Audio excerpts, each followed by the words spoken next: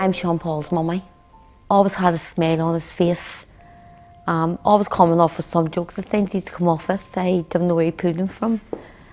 Nobody in the road had a bad word to say about him. He was such a lovable character. Oh, he's a chef. He thought he was Gordon Ramsay. And he loved Liverpool. His nickname was the SP, but the family would have called him Smiler because he always had a smile on his face. He had sent my bank card round to me in a taxi, and I asked the taxi man where he bought him, and he took me into a town and dropped him off at a house, a non-party house. At that stage I didn't know it was legal highs were involved. I never found out afterwards.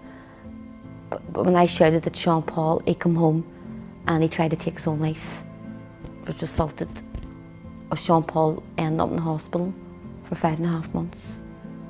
Big impact. My heart's broke, and my other kids' hearts are broke. Our life's definitely not the same, because we know without taking the drugs, Sean Paul would be here today.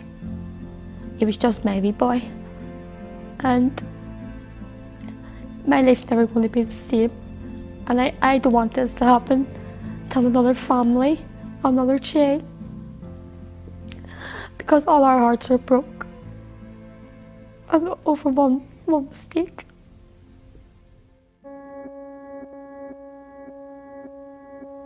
Legal highs are simply a substance that is being sold on the market. It probably came onto the market around about 2010, was our first experience with it. It's being sold initially in a lot of what they called head shops in and around town centres, city centres. It was being sold out of these shops as bath salts or plant food. So it wasn't sold initially as a high, but under the counter you were getting it and people knew where it was going. It had the same interaction on the body with people as other drugs that were illegal, like speed and cocaine. Give you the same type of hit, which would last for around 30 to 40 minutes. Because it was being sold in a mass way, it was very cheap to buy in comparison with the cocaine and the speed, which reduced the sale of cocaine and speed on the streets. In the 26 counties, they introduced legislation, and now if you advertise, sell or supply these so-called legal highs, you can be jailed up to 5 years. In 2013, a number of parents from the Beachmount area contacted myself in relation to legal highs. They had a concern that a number of young people in the Beachmount area were using these products. They were going into the city centre to buy these products, so they approached me as a local councillor to try and resolve this issue, to try and bring as much attention to this problem and to try and resolve it. It's widespread, it's becoming more and more of a problem. It's right across the city, it knows no boundaries, it knows no religion, it reaches out to every section of our society. It's an extreme problem that is growing, and we must stop this before it becomes a bigger issue. There seems to be, for some reason, with these so-called legal highs, bath salts, whatever you want to call them, there seems to be more of an immediate impact in attacking the body, because these substances are not known. We know what's in cocaine. We know what's in speed. We know what's in all the opiates. So therefore, we can do something about it. We know what the chemical reaction in the body is going to be. With these legal highs, they change on a regular basis. So therefore, it's hard to tell what is going to happen to a person until it actually happens.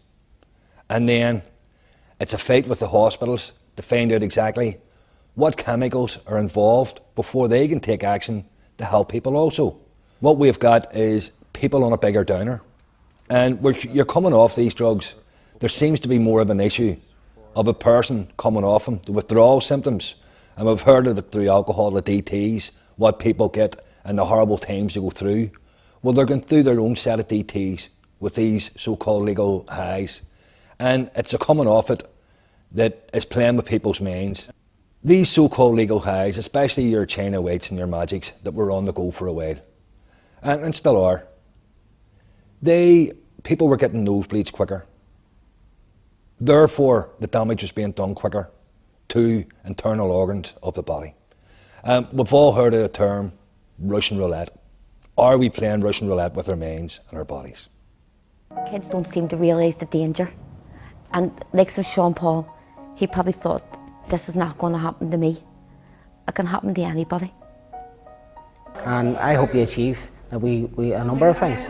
One, that we change legislation. That would be the main thing. Two, to highlight the issue, to make parents aware of it. And also to educate young people as well, that taking these type of drugs is dangerous, it's going to damage their health and ultimately kill them.